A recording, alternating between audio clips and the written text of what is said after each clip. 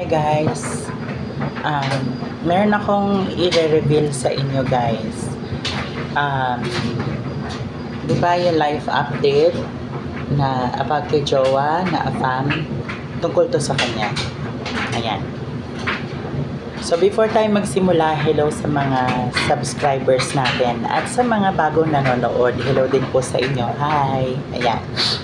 Sa mga hindi pa nakaka-subscribe, subscribe na po para masubaybayan nyo yung ating journey sa buhay. Okay, eto na tayo, start. Di ba nakilala ko si Afam na retired US Navy, legit naman siya, hindi naman siya scammer. Kasi actually, naglipat kami from dating site, lumipat kami ng isang chat na nandun lang kaming dalawa, which is yung Line. Tapos then after no, nagpunta kami ng Viber, so lumipat kami. So ngayon nung nag-uusap kami ganyan, nakilala ko yung mga anak niyan, dalawa, lalo na yung panganay na si Courtney. Ayun, and nagustuhan kagad ako ni Courtney. So malaunan nag-ano na ako nagpahaging na ako sa post ko kasi nagpaalam ako sa kanya. Baka kasi syempre gano'n naman tayo natutuwa tayo na meron tayong i-celebrate. So nilagay ko lang doon sa post ko before is we made it official na kami na noong August 29. 8 months kami magkakilala. Take note guys. Tapos nag-usap kami kasi gusto niya malaman kung ano yung number ng magiging anniversary if ever, kasi August. So sabi ko ang month is August, tapos 29 ang number.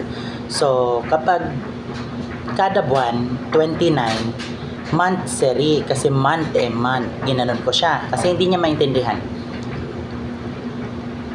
Tapos ang dating naman ng August ulit, pag dumating, tapos tumapat ng 29, yun yung magiging first anniversary.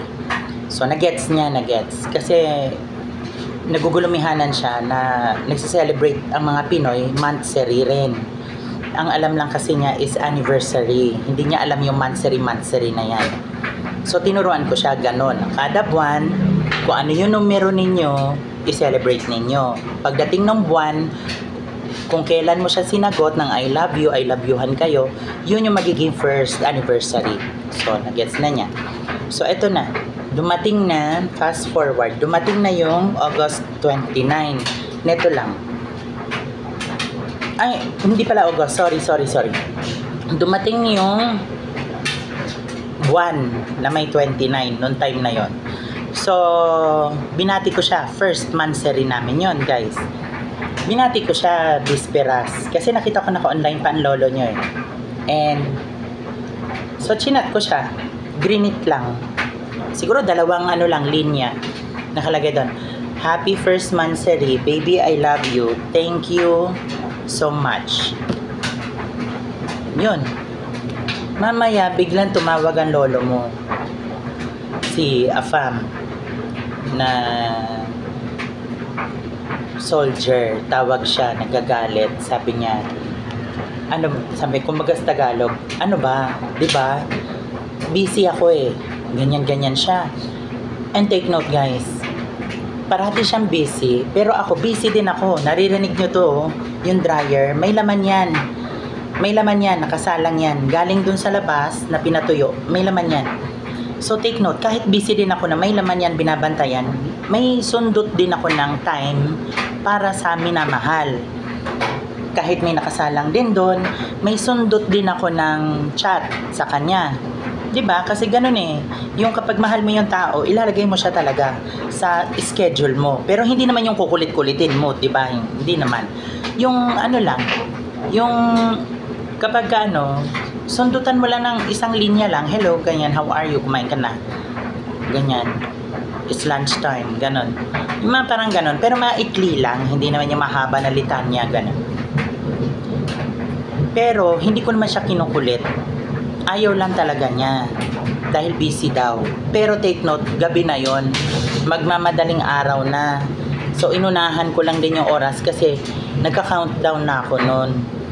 Para monthsary, nagka-countdown ako. Tapos nung eto na, binati ko na siya. Aba, nagalit. Sabi niya, pwede ba? Sabi niya, busy ako. Kumbaga sa Tagalog Pero in English, sabi niya, how many times I tell you, like it's this time I'm busy, ganyan. So, yun nga daw. E di, sabi ko naman, ay, pasensya na, sabi ko ganun. I'm so sorry kasi it's our first monthsary. Tapos bigla nagalit siya. So, syempre nasaktan tayo. Kahit sino naman masasaktan, ganun ang salubong sa'yo. Yung ikaw yung bumate, ikaw yung aligaga, ikaw yung happy, ikaw yung talagang sobrang happy na i-celebrate ninyo yung first kasi it's your first sa bagong minamahal, bagong chapter ng buhay. Dapat biglang nagalit. Kaya minessage ko siya, sabi ko, okay, I'm going to sleep, but always remember, I will never forget this day, our first ever. I will not forget this. Kasi nga pinagalitan niya ako. 'Di ba? Yung ang ikli lang ng sinabi ko, nagalit siya. E di, busy pala, busy. Kinaumagahan, nakita ko yung pangalan niya. Ang numero, imbis na 29, ang nakalagay, 27. So, tinanong ko siya ng maayos, baby, we already agreed to put our number after your name. I think we are 29. Why is it 27 in your name? Ang ginawa ng lolo mo, iniba yung topic. Red flag. Dalawa na yung red flag. Bakit nagalit ng monthsary? Tapos ngayon naman yung napag-agrihan namin na ilalagay yung number kasi siya rin na nagsabi para maalala daw niya. Ang nilagay 27. So doon ako nagduda talaga na may sinabay ito, merong sinabay. Sa 8 buwan namin may sinabay na bago. So eto na. Iniba niya yung topic. So red flag, pangalawang red flag. Pangatlong red flag, hindi siya nagso-sorry sa nagawa niya nung gabi. Na inaantay ko lang siya na bakit niya ako tinawagan. Tapos nung sinagot ko yung telepono, alam ko naman kasi kung malumanay yung boses niya, kung sweet siya. Pero tinaasan niya ako ng boses. Yun ang ayaw ko. 'Di ba? Yung parang tama na kasi kumbaga sa pagiging bakla ko, tatay ko lang yung gumagawa ng ganyan Yung pinagagalitan ako na tumataas yung boses kasi nga junior daw ako, dala ko yung pangalan niya kasi hodang ganon. Ang daming mga sabi, ganyan. So, tatay ko yon, sigaw ng sigaw sa akin noon. Tapos biglang siya, boyfriend, sisigawan ako. So, parang sabi ko, hindi yata tama. Kaya sabi ko, excuse me, sabi ko, why are you shouting at me? Sabi ko, I'm just talking to you nicely. Sabi ko, I'm just asking, bakit napaka-defensive mo? Bakit parang tinatanong ka lang, parang may tinatakpan ka na ayaw mong malaman, na ayaw mong malaman ko. 'Di ba? Ganun yung taong may tinatago yung nagagalit agad na Diyos mio, ang ayos lang ng tanong mo. Di sabi ko okay, pinipigilan ko pa rin magalit, pinipigilan ko. So sabi ko okay, sige. Tapos pinaalala ko sa kanya, do you remember last night? You shouted at me, you raised your voice, you're not that sweet when you talk to me. Why would you need to raise your voice? Sinabi ko, bakit kailangan mong itaas yung boses mo? Sabi ko, you talk to me nicely. Because when you talk to me, raising your voice, that's impolite. Kumbaga sa Tagalog, kapag tinaas mo yung boses mo sa akin, kabastusan yun. Kasi maayos ako. Sabi ko, remember, I'm just human. I'm talking to you, human to human. So please, ginanon ko. So kumbaga, kinausap kita ng tao sa tao, di ba? Please lang. Ganon yung sinabi ko. Eto na, napaka-defensive ng lolo. Kasi Hodang, ang dami niyang ebas, ang ebas kasi guys, binaliktad na daming sabi. So pag binaliktad mo yan, salitang kanto, yung sabi nagiging ebas. So yun, marami siyang ebas, maraming dakdak. Eh di ako nakikinig lang ako, sige. Kasi iniisip ko, dakdak ka ng dakdak. Pag ikaw huminga, ako naman ang raratsyada. Kasi 'di ba, ang taong dakdak ng dakdak, hihinga rin 'yan eh. Doon ko siya ngayon raratratin naman. Pag huminga na siya dahil hihinga siya eh, napagod ng kakadakdak. Inantay ko lang, sige, dakdak ka lang, sige. Eto na, nung huminga na siya, huminto, gumanon. Ayun, nung hihinga na, ako naman yung dumakdak. Sabi ko, and excuse me, sabi ko, I am not born yesterday. Alam ko yung ginagawa mo.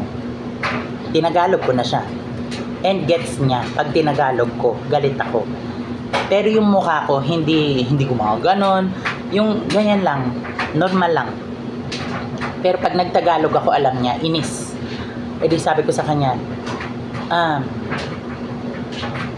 and excuse me, I'm not born yesterday. I know what you've been doing. I just need you to be honest. Sabi ko sa kanya, gusto ko lang na tapat ka, magsabi ka ng totoo. Sabi ko, because I don't like you being telling a lie to me. I need your honesty. Sabi ko, you tell me right away kung meron man, para ako na lang yung magpaparaya. Ginanon ko siya. Kumbaga in English, you tell me so that I will be the one to give way. Bibigay daan ako kung sino man yung pinalit mo sa akin agad-agad na hindi ko alam. Yun ang sabi ko sa kanya. So mabait pa rin talaga ako guys. Eto na, edi nung sinabi ko yun, galit siya, sabi niya ganyan. If you continue doing that because you're crazy because of your hormones. Sabi ko, excuse me, kahit na nag-hormone ako, hindi ako crazy. Sabi ko, may ginawa ka, kinaklaro ko lang. Sabi ko, gusto kong maliwanagan. Buti sana kung ang bibig ko talagang galit sa'yo, di ba? May excuse kang pwedeng sabihin na galit ako. Eh, maayos akong magtanong sa'yo. Ikaw yung parang may tinatago, or in English, napaka-defensive mo. Di ba? Ginanon ko siya. Tapos sabi niya, no, because of your hormones, you're crazy. I cannot deal with this anymore. I will block you. Aba, nanakot pa. Sabi ko, okay. Sige. Sabi ko, gusto mo yan kung ikasasaya ng damdamin mo? Okay. Kasi mulat sa pool naman eh. Sabi ko, halata ako naman. Ginanon ko siya. Saan ka nakakita ng taong minamahal mo na araw-araw busy, samantalang garden yung inaayos niya, maghapon nasa initan, hello. Siyempre may break time yun, uupo yun, di ba? Hindi naman tayo bobol guys. Yun ang iniisip ng lahi na yun. E di, nag-isip ako ngayon, sabi ko, hindi naman siguro ko bobo. Sabi ko, I know what you've been doing. Ang gusto ko lang, your honesty. Kasi, para maintindihan kita, para alam ko kung paano kita i-spellingin, di ba? Para in layman's term, para maintindihan kita at alam ko kung paano kita susolusyonan ng susundutan ng karampatang advice. Yun ang sabi ko sa kanya. Di ba? Yung parang ganon. Eh, ayaw niya. O, di ba? May tinatago talaga, defensive siya. Ba-block daw. Eh di sabi ko, okay, you block me. Eh di yun na, naglinak na niya ako, ganyan. Umabot yung ilang linggo, naging isang buwan. Eto na. So, kinalimutan ko na siya sa Viber. Bumalik ako ng dating site para sa mga kabaklaan. Bumalik ako doon. E di, naghanap-hanap ako ganon. Sige, swipe ako ng swipe. Ganon, tingin ako ng tingin. Gulat ako, bigla may nag-match sa akin. So, pinabayan ko lang. Nag-message siya, ganyan. Tapos, sabi kong ganon, okay, sige, ganyan. Sige, ganyan. Pinabayaan ko lang, nagpakilala, ganyan-ganyan, okay naman, mabait, ganyan. Pero hindi na ako yung talagang aligagain, ganyan, hindi. Yung parang pinabayaan ko lang, okay, ganyan. Pero maayos ako kausap. Tapos biglang nagla-log out ako. Kasi nga, naglalaba ako dito. Tapos nilalagay ko sa dryer yung iba na galing dun sa labas. So busy. So pinapatay ko kagad yung phone. Mamaya magre-ring na naman, ganyan. Pinababayan ko lang. Hanggang ngayon, ganun pa rin yung nangyayari. So, yun guys. After ng ilang linggo na yun, naka-receive ako ng tawag galing dun sa sundalong balahura. Di ba blinak niya ako sa Viber? Ang lolo mo, tinanggal niya yung pagkaka-block ko sa Viber niya. Tinawagan ako ngayon. Buti hindi ko sinagot kasi ayoko makipag-usap. Ayoko makipag-usap sa taong bastos kasi ayoko. Lalo na yung mahal mo siya tapos nag-aksaya ka ng panahon, yung gabi mo ginagawa mong araw, yung binabali mo yung oras mo para sa kanya. Hindi niya yun magets. Siguro kaya siya tumawag kasi close ko nga yung anak niyang panganay, 'di ba? Nasabi ko sa unang part neto, si Courtney. Yun yung nagustuhan ako, anak niyang panganay. So sabi kong ganyan sa isip-isip ko, siguro nag-share siguro siya.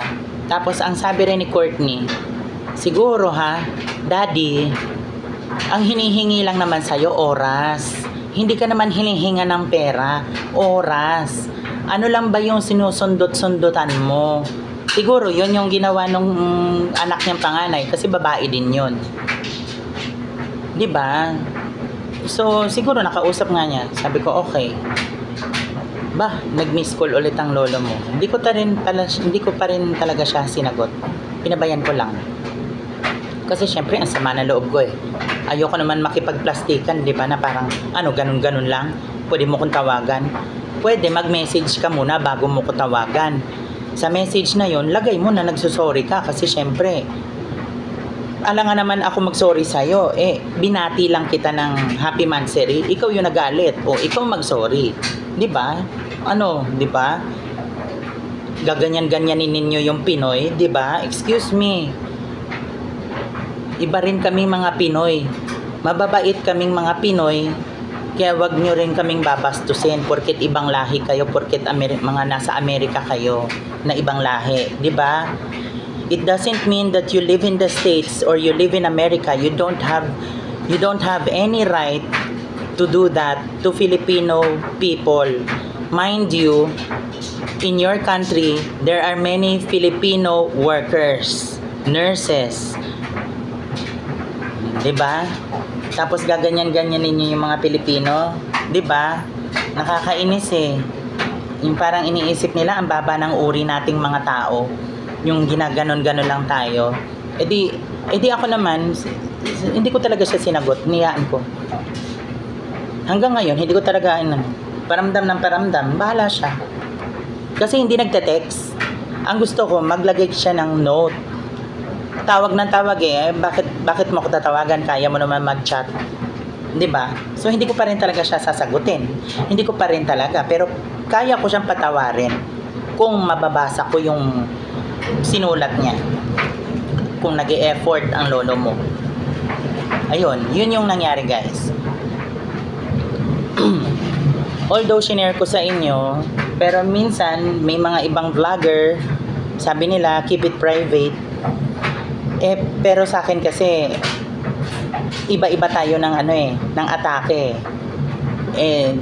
Para at least magets din ng mga nanonood para lalo silang makarelate.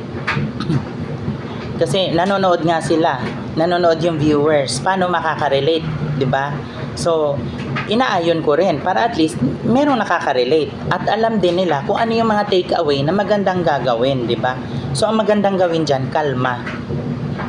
Kapag bigla kayong magkaroon ng boyfriend, girlfriend, binati nyo lang, galit na kaagad, kalma lang, pabayaan nyo sila. 'Di ba? Kapag gano'n, syempre masasaktan tayo. Pero kalma lang yung damdamin kasi At the end of the day, iniisip ko pa rin, kapag ginanya niya ako, pupunta ako na dating site. Hahanap ulit ako doon. Tingnan ko kung may nag-match ulit, kikilalanin ko ulit. Ganun lang naman.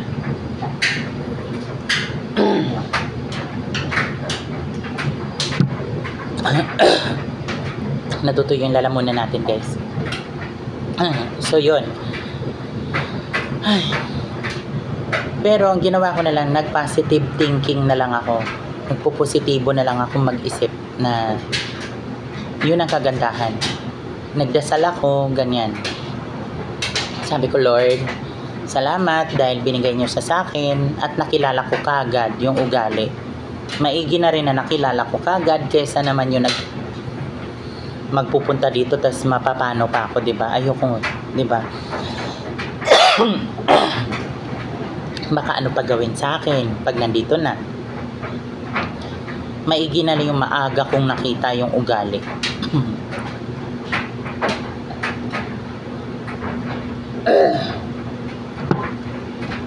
Di ba? Maigi na rin yun. Kasi hindi naman tayo nagmamagandang bakla eh. Yung, eto lang ako, kalma-kalma lang. Yung happy ako na nagme-makeup ako kasi hodang sabihin natin hindi tayo maganda. Di ba? Nagme-makeup ako, pinag-aaralan ko yung tamang pag-ano ng makeup, ganyan. Di ba? Ayun, tapos sabi ko sa isip ko, sige, gagastusan ko yung sarili ko sa skincare, alagaan ko sarili ko. Kasi syempre, meron tayong tinatawag na love yourself, di ba? So, nagla-love yourself muna ako. Kasi mahirap na eh. Kailangan paganda tayo. Magpaganda tayo. Meaning to say, alagaan yung sarili. Yan. At wag magpapakasenti sa kanya. Pwede kayong umiyak, pero wag siya ang iiyakan. Wag. Ang iiyakan ninyo yung oras na nasayang. Yun ang iyakan ninyo dahil mahirap yun, guys. Yung binigyan nyo yung tao ng oras nyo, nakakapagod yun, ha? Diba? Ang iniyakan ko talaga yung oras na binigay ko na nasayang lang. Yun ang iniyakan ko ng napakatinding iyak kasi napagod ako sa ganun eh, 8 buwan. Yung oras ko ginagawa kong umaga para sa kanya lang. Tapos ibabasura niya ng ganun lang. Doon ako naiyak.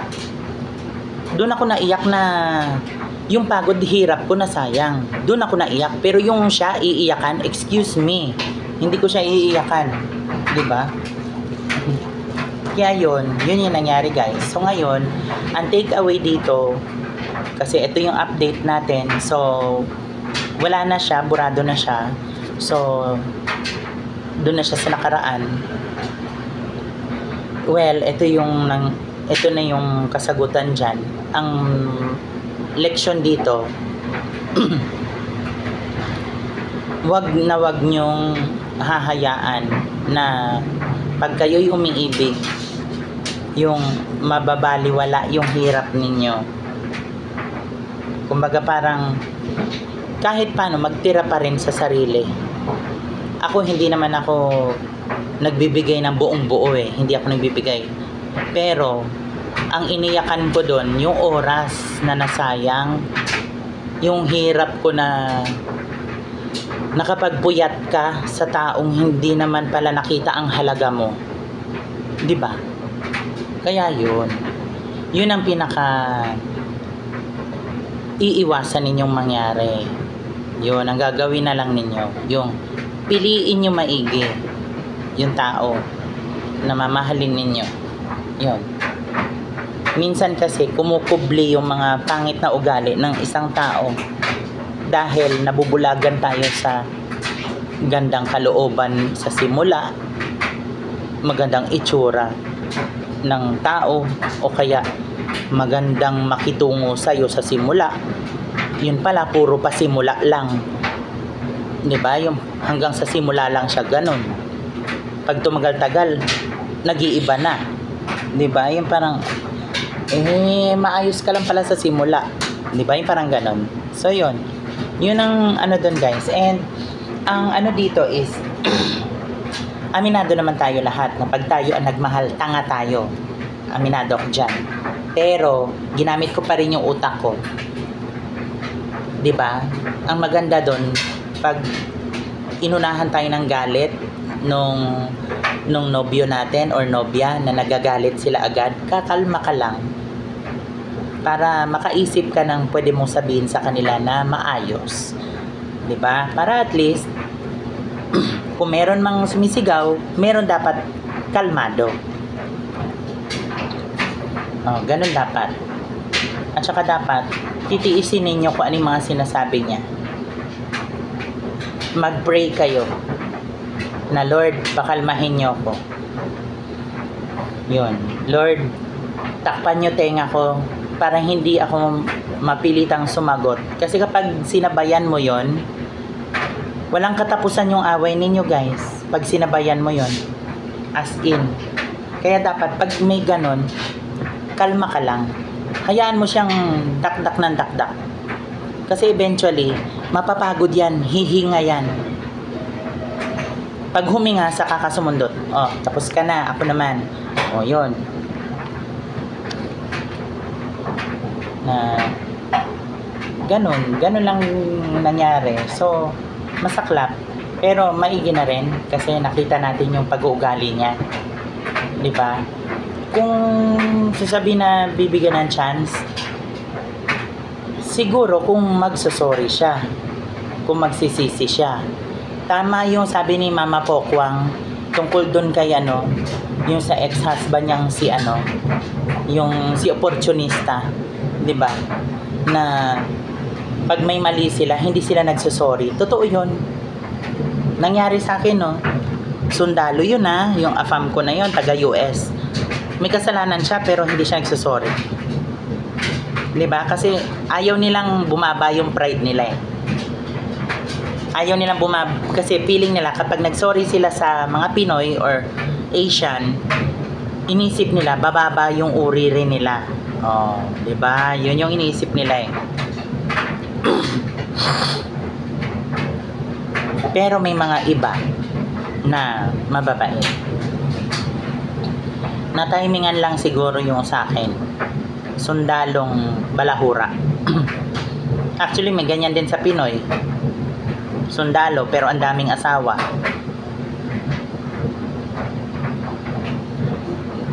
Kaya yun. Anyway, so yun ang short vlog natin today, guys. And hayaan nyo, guys.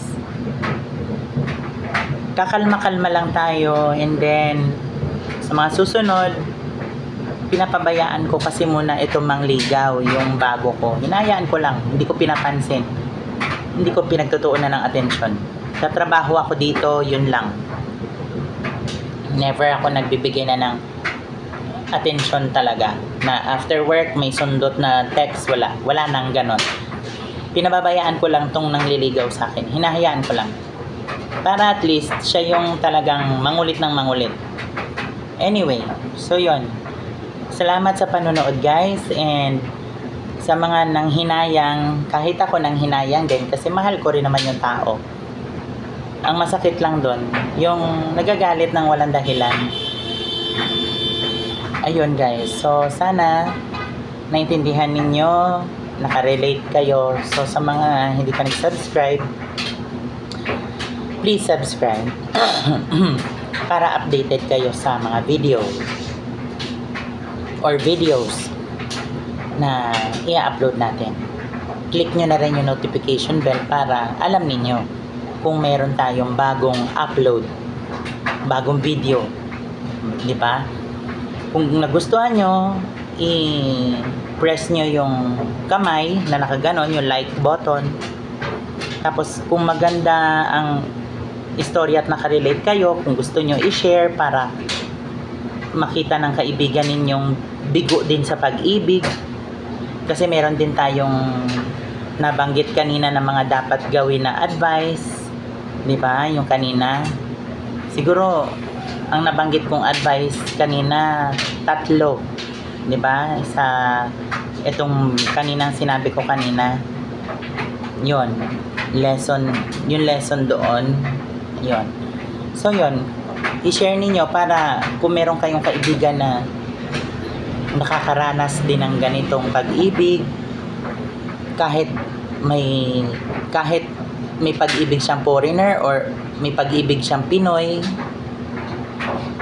i-share ninyo para makarelate, para alam niya yung gagawin. So yun guys, and sa mga silent viewers, hello sa inyo, sana mag-subscribe kayo. Yan, para lumaki yung pamilya natin na bilang mga anak-anakan ko, kayo ang aking mga junakis.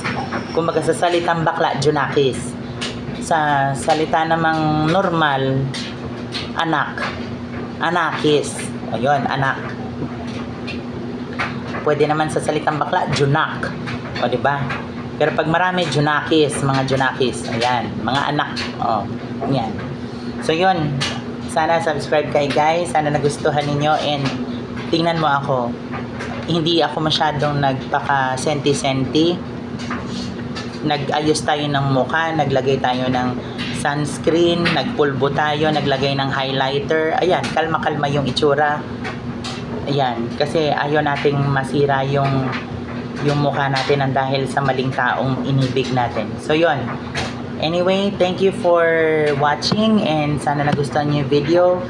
And bye guys!